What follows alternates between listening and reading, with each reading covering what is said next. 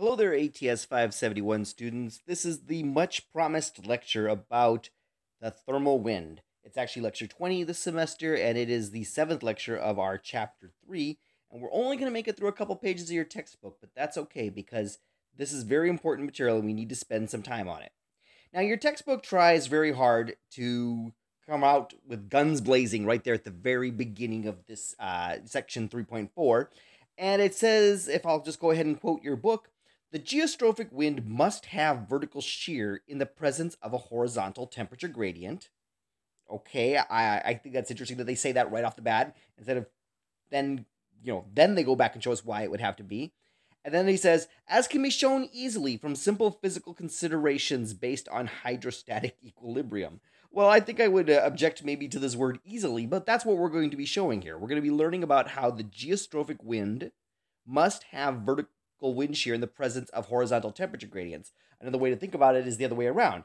If there's horizontal temperature gradients, there must be a wind shear to the geostrophic wind. And to show what we're talking about, before we get just too far in any of these derivations or anything, let's take a look at this sort of map here. I've just got a perspective plot here. Don't worry about the fronts or anything right now. I just wanted you to understand we're kind of looking at a 3D depiction of the atmosphere here. And if I were to just sort of overlay onto here like a temperature gradient, just sort of by making part of the map blue and then transitioning to part of the map being red. Again, that doesn't make any sense with the fronts on there. I'm just trying to kind of give you a sense of 3D on here.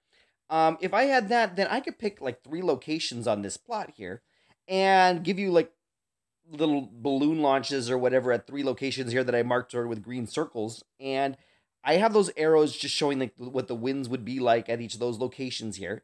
And what I want to do is show you that up here in the first location that I'm circling here, where there's no temperature gradient, it's all just blue at the surface down there for all cold air.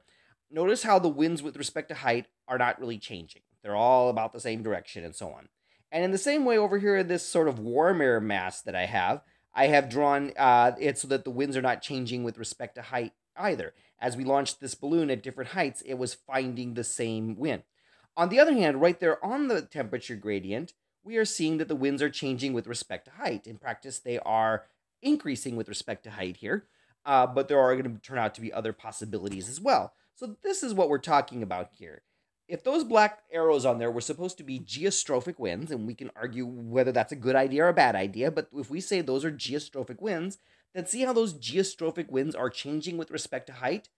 Our book comes out guns blazing and says that can only happen in the presence of a temperature gradient.